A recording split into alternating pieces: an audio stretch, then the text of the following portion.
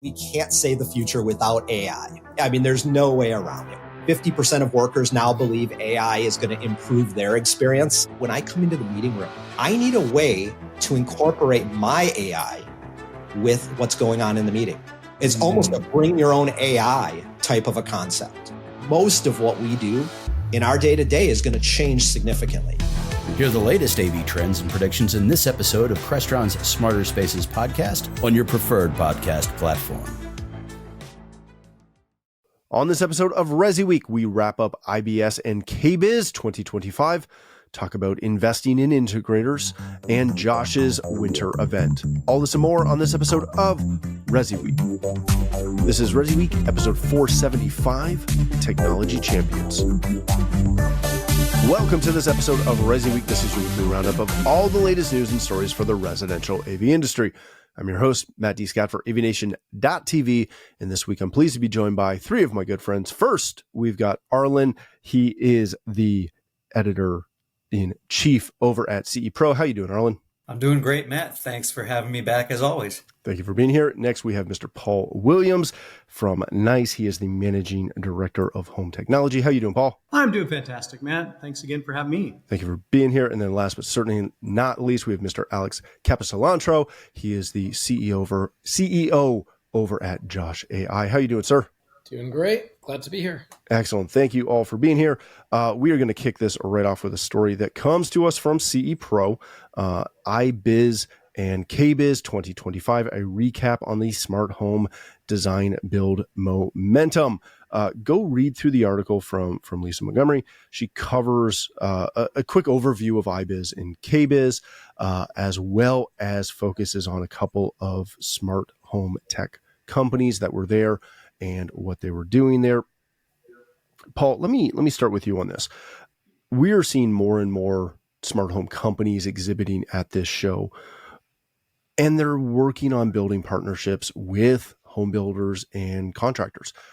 What does that look like, and what is driving that direct connection approach? Well, it starts with the purchaser behavior. So as we see the home buyers are looking at their new homes that are being built, and they're expecting a level of technology in those homes to begin with as it's delivered from the builder. And so you've got these builders who have been building homes for decades, are suddenly faced with this dilemma is like, okay, what do I need to put in these homes in order for them to sell, in order to tick the box that I've got a smart home and or I have a connected home, whatever vernacular they want to use. And so then the builders are looking for solutions. Some of them tried early on with some of these technologies and were bit. What they found is I hand the house over to the consumer, and the consumer is now calling me every day to find out why stuff isn't working in the house. And so some of them are gun shy. And so we've got the re-entrance back into the markets that you see people coming back around, some of these older builders. And you've got new builders that are, of the younger generation. They're coming in here and they're going, hey, it just needs to have smart home, and I'm willing to figure out what I need to do to make it all work correctly. And so you've got both these dynamics that are at play. And what that spells for manufacturers is an opportunity, because these builders are looking for solutions that they can put into these homes that they're building. Alex, when you hear, when you read what Lisa wrote about, and we'll pick on Sonos just for a second, and you hear what Paul said about builders looking for those connections, looking for that technology and trying to find a way to do that, is there an avenue for companies, and potentially even a company like yours, to not only try and build that relationship with a builder, but also try and foster a relationship between that builder and one of your integrators? How do you balance that? Or can you balance that? It's a great question, partly because my answer is yes and no. We have attended the show many times. We've worked with builders, sometimes successfully, sometimes less successfully. And it's very builder dependent. It's very much a matter of the region and are they working closely with an integrator or not. When we go to the show, I am often frustrated. And this is with my Josh.ai hat on, I'm often frustrated that it feels like they're not wanting technology. They don't want to think about it. They don't want to hear about it. They've got a lot of stuff they're dealing with on the builder side. When I look at what Sonos is doing, I think it's brilliant. And I think it's brilliant because it's a single purpose product. music. A builder can wrap their head around it. When you get more complicated, full home automation, that's where I think it's a real struggle with the way that conversations at the show goes. I will tell you, though, we had team members at the show, not exhibiting, but just taking meetings. And they had some really good meetings with builders that want to lean into this. They want to put full lighting, full HVAC, full security. Like, there's a lot of momentum moving in this direction. It's just not the average conversation on the show floor. These are the private conversations in a suite, in the back room. People are like, don't tell anyone, but I'm, actually using technology. It's almost like they don't want to admit it. And so I think it's good for manufacturers to go to the show, to talk to builders, to try to figure this out. But I've not found it to be beneficial to exhibit unless you have a single purpose product, like a camera, like a door lock, like a speaker. Yeah. And if you take that approach, I do think it can work. Do you think, just before we go to Arlen, do you think that is mainly because it's not a long show, but it's not a incredibly short show, but their time is limited, and they've got all these other foundational things that they have to look at? I don't think so. I think it's just too outside of what they think about day to day. Okay. They're building entire structures. There's a lot that goes into, we've got subcontractors for electrical, and we've got HVAC, and we've got pool. We've got all these different areas that we have to understand. I don't think they want to know technology at a level that a technology integrator does. And that's where I think the opportunity to work together comes in. Most of the folks I talk to at the show, they're kind of like, look, we're going to build the house and you guys do that stuff after we leave. We don't want to deal with that. Yeah. That's a lot of the mindset I hear from people walking around. I will tell you, though, when we talk to certain builders one-on-one outside of the show, they're not all thinking that way. Right. Many of them are thinking, we want to build a fully move-in ready home that has everything equipped. For some reason, the show doesn't seem to resonate with those people from what I've seen. But I'm curious if Arlen or Paul might have heard different or seen different. Yeah, I've been there the last, not the last 2 years, but the 2 years prior to that. And I know Matt wanted to ask me about whether, I think integrators should go to this if it is a show of theirs. And what I saw of those two shows that I went to is that there is a lot of room for growth on the builder side. And, what I do want to point out is that there's also, in addition to IBS, as Matt said, there's KBIS, the Kitchen and Bath Industry Show. And that one's all about designers, really. So, I do think there are opportunities for those relationships, those networking opportunities. But like you say, Alex, it's beyond the booths, though, right? I think it's with, if you're sitting maybe you're sitting in on an education session, maybe you're talking to the person sitting next to you. For integrators, I think there's very good opportunity for them to be part of the education, especially at KBIS, where they could speak directly to the designers. They've had involvement. They have a panel pretty much every year on smart technology. I know there's been some traction. I've been to a couple of the editorial advisory board meetings of KBB, Kitchen and Bath Business Magazine, that Emerald puts out. And I know the editor-in-chief there, she really values the opinions of the designers who are in on that meeting. And my impression is that that was something that they want. I think they know that their clients, it's something that they can afford and something that they're pretty interested in. So I think getting those relationships, I was just at Integrator. They're profiled in the March issue of CE Pro, Sound Vision, down near the Charlotte area of North Carolina.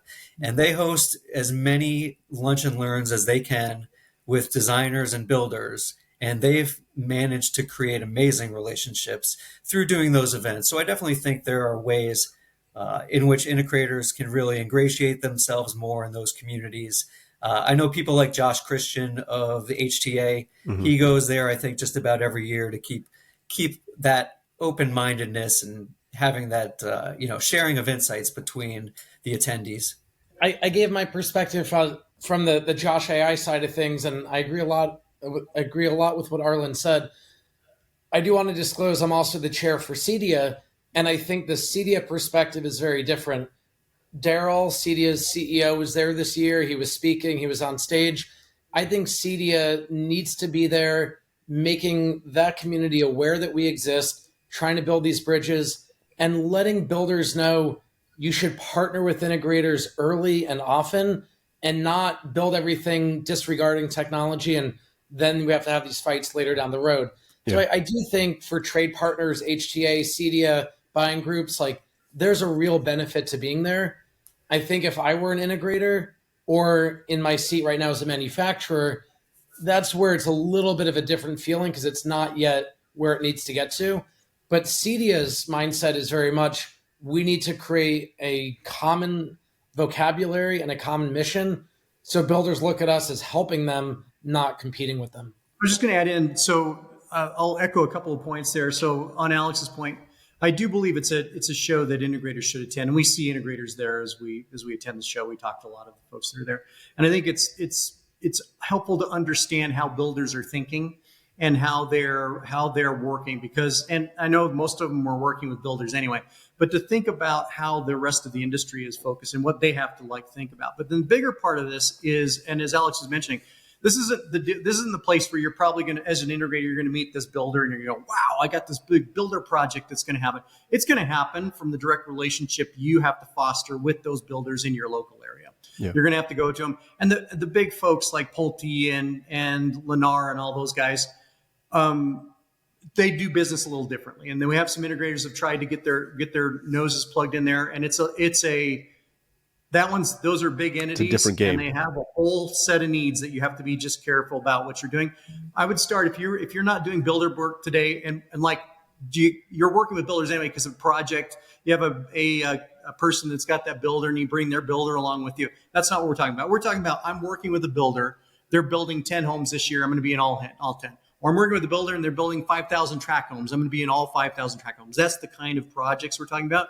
Start small. Get your regional builders. Go talk about what you do. Introduce yourself. I do agree with CEDIA getting involved to educate the builders about this ecosystem that exists out there. And while they may have to interact with some of those, they may not understand the scope, scale, and the opportunity of working with those folks. And then the other part of that is that partnerships are a big part of what we see at those shows. We are a HomeSphere partner as well. That was also mentioned in the article. And we were in the Sonos booth. We were part of one of the partners that's working with them as well. So we leverage those partnerships so that, Sonos has a little bit bigger name than we have today. We're pulling along, and there's the cart behind them as well on some of those things. I love it. Builder is an important part of our business and growing part of our business today. Yeah, that's a good point. Arlen, just before we move on, how long till we see somebody like Daisy have a booth at KBIS or IBS? I think for them, it'll be a natural fit.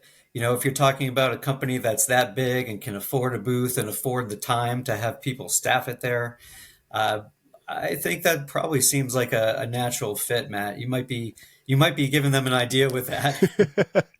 Yeah, it'll be interesting to see. All right, let's change topics for a second. This comes to us from Residential Systems, adapting to change, how institutional investment is shaping the luxury home service industry. If you have not read this, go read this. It's a great article, kind of stemming from a episode that they did on the Flywheel podcast, offering insights on how to adapt and compete in a changing market.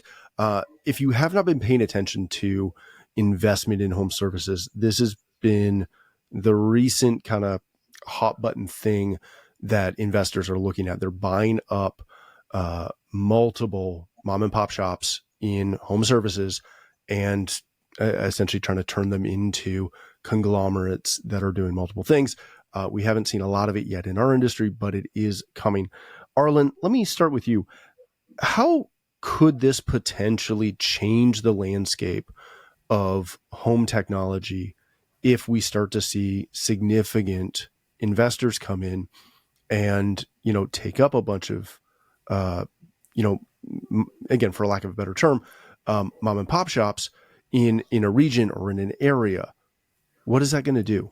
Matt, I think you might be seeing it look more like the security landscape is now, where you do have those kind of big regional players. In addition to, you still have the mom and pops, you still have kind of the medium-sized businesses, but you have the regional and national players.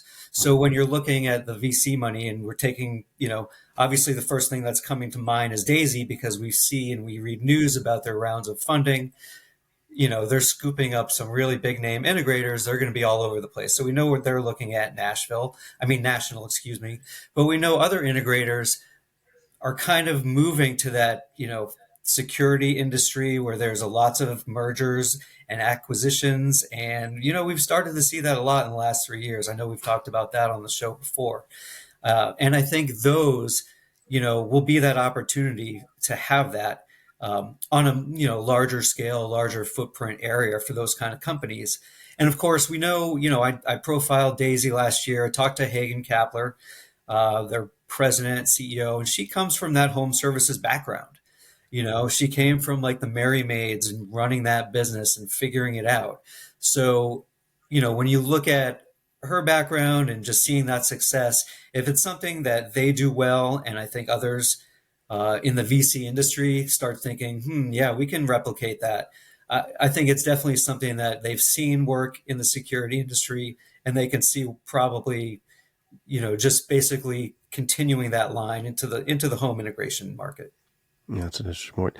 Alex, when you kind of follow this, is this long-term going to be better for the home technology professional, the people that work in that channel like us, or could this be potentially better for the end users, for the customers?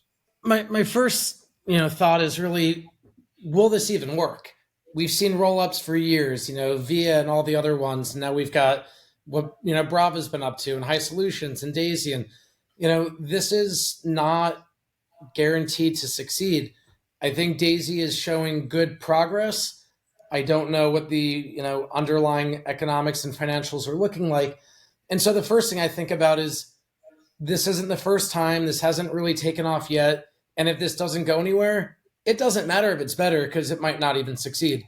If it does succeed, I think one of the benefits is, I talk to clients all the time who live in multiple places. And as a manufacturer, they often come to me and say, I don't want to work with John Smith over here and Kevin Smith over there.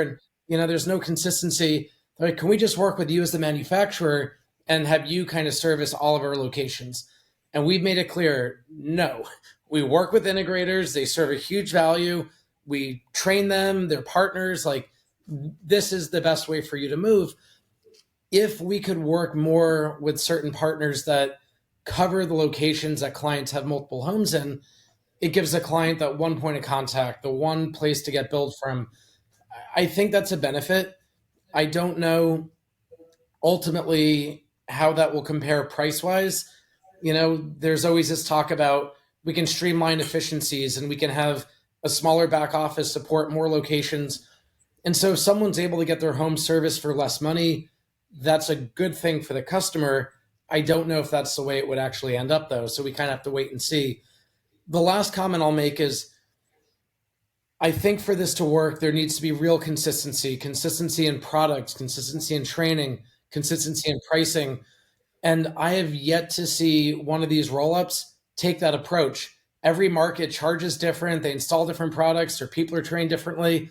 And it just feels like it's not really any better than working with a local integrator, because you're already dealing with a one-off shop. An example I'll give is, I'm in California. I work with an integrator that's in multiple locations. Every region that I talk to, it's like its own little business.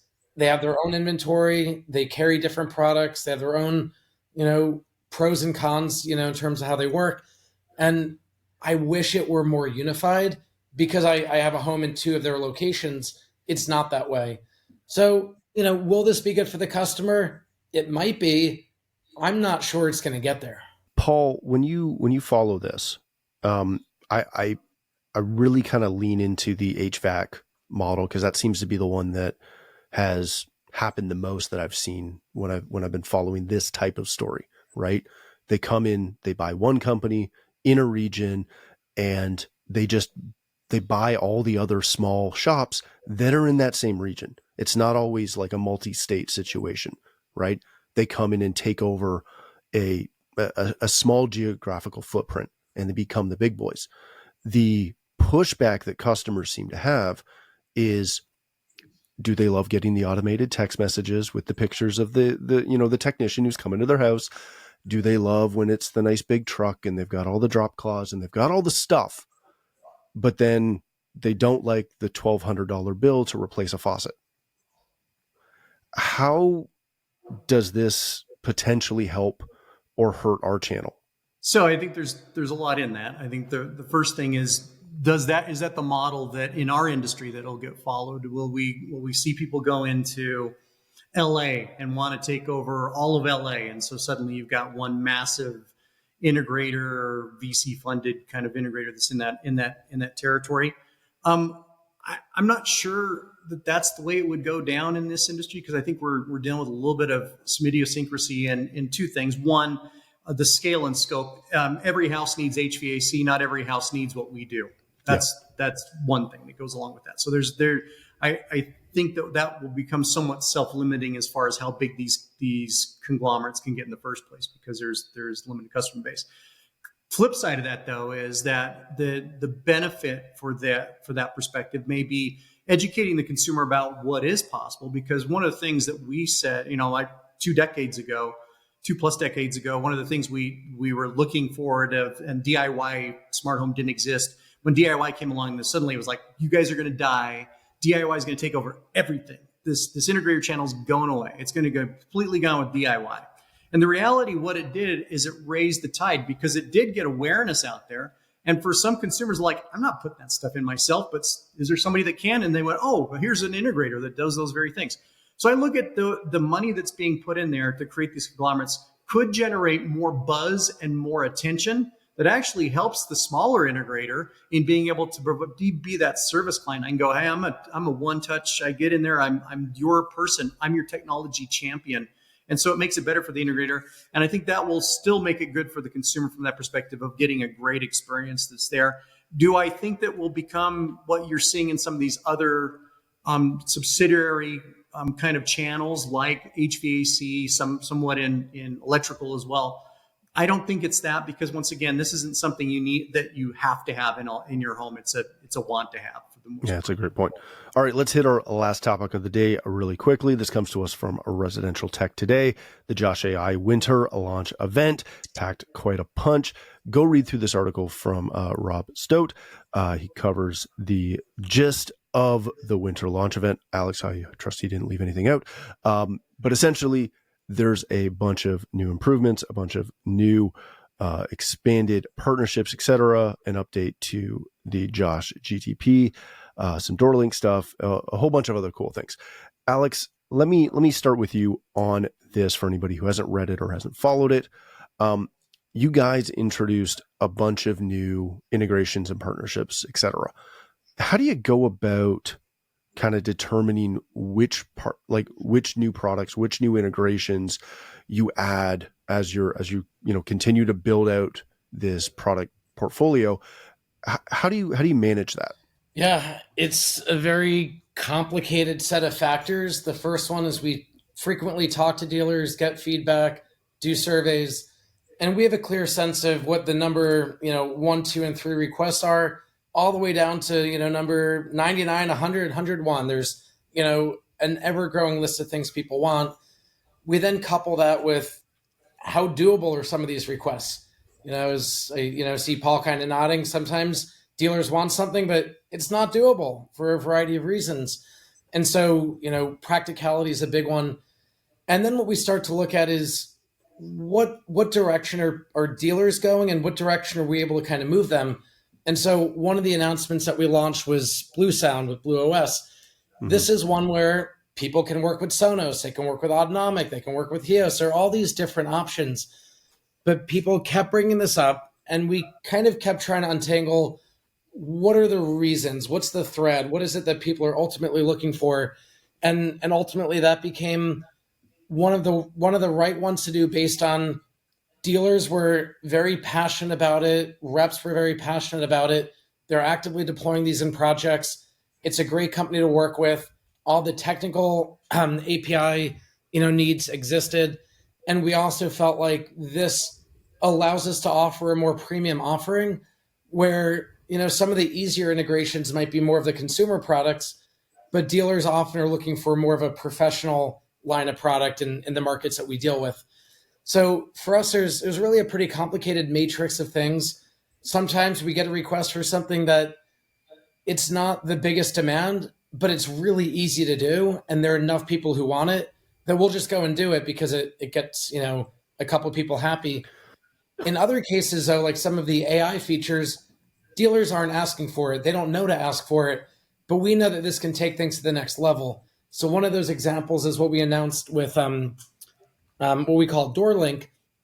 And so in this case, someone rings the doorbell. We use our AI to analyze what it sees at the door, and it announces in pretty much real time over whatever speakers you want what it sees. So it says, oh, I see two people at the door. They appear to be in their 40s. One is male, one's female. They're holding a box. Do you want me to let them in? Like, the idea is no dealers requesting that feature because they don't know that that's an option.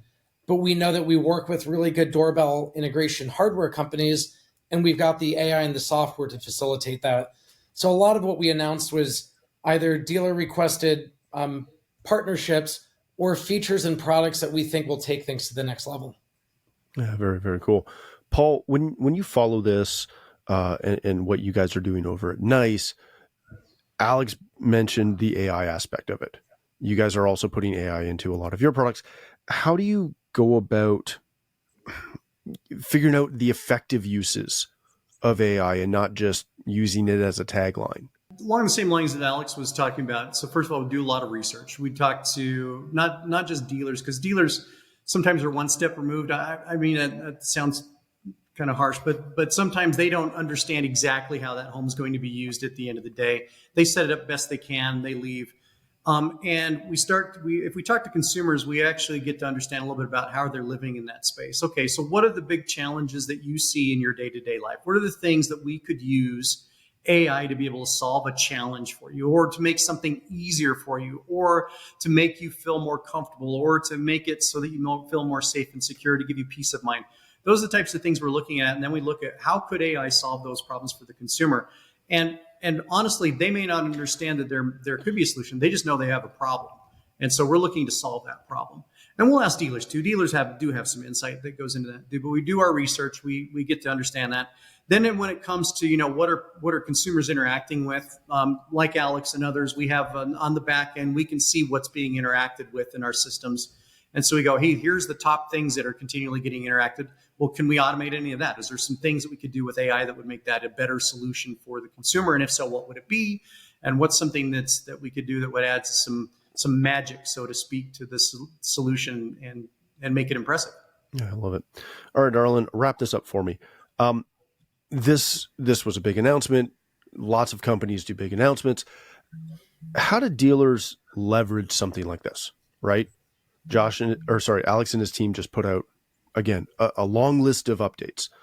Should dealers be paying attention to this, not only for themselves, but also as an opportunity to reach out to existing clients and say, hey, your platform just did all of these new things. We can come back and help you institute some of these things or expand to take advantage. How do they do that? I mean, anytime that they get an opportunity to have just another touch point with their client, I think is great. Like you said, I think the first thing they can do is, if they have an email list that they can blast out to all of their customers with Josh, they can do that for the first thing. I think it gives them an opportunity when they have events, if they have some sort of basically like, hey, come to our, event where we're going to show you all of these new Josh, basically activities, triggers that you can do, scenes that you can create, all of that stuff. Bring the integrators into, bring the clients into a showroom all at once and say, maybe 10 to 15 clients or so that are already existing customers, and say, okay, look at this, look at this, look at this. Did we show you this? Because I also think that's a good chance. I know companies like Josh really want to hear from dealers about their feedback with products, but I think especially with a product like this that's very, cutting edge and adding different functionalities all the time, I think it would be good for the dealer to talk to their customers and interview them and say, hey, you've been living with this now for how long? Here's what's coming out. What's missing? Obviously, like Alex said, that, they're not sure about the AI capabilities, but customers can throw out anything these days, and who knows if it can be done, they're not sure. So I think it's a good point to reach back out. And, I think events like that, certainly, social communications, showing little video clips, maybe dealers can do that and say, come to our YouTube page, come to our, showroom when after you've seen this stuff in action, and see how it would work in your own home. Yeah, that's a great point. All right, gentlemen, let's leave it there. Thank you all for joining us. Arlen, if people want to connect with you, learn more about CE Pro, where can they do that? Sure, they can go to cepro.com, and then we're available on all the usual social channels, Facebook, LinkedIn, X, Instagram now as well. And then personally, you can find me at LinkedIn, just at Arlen Schweiger. Excellent. Thank you, sir. Mr. Williams, thank you. If people want to connect with you, learn more about NICE, where can they do that? So it's real easy. niceforyou.com, all spelled out, nice, FORYOU.com. They can learn all about the solutions and technologies that we have. And if you want to get in touch with me, I'm easily reachable on LinkedIn, and even paul.williams@niceforyou.com. Excellent. An actual email. Look at that. Alex, my friend, if people want to connect with you, watch that winter event, replay, or learn more about Josh.ai, where can they do that? It's all up on the website, www.josh.ai.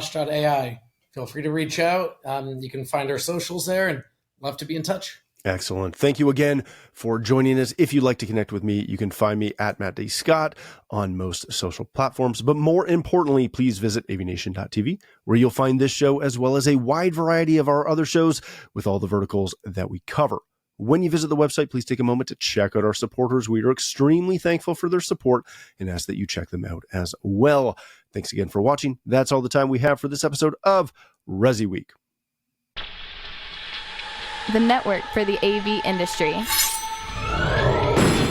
What are you listening to? This is AV. This is AVNation. This is AVNation. This is Erin Marmoran of EdTech. The world of higher ed AV is growing rapidly. That's why each month we hear from the best and brightest from colleges and universities all over the U.S. Check out EdTech on avnation.tv or wherever you get your favorite podcasts.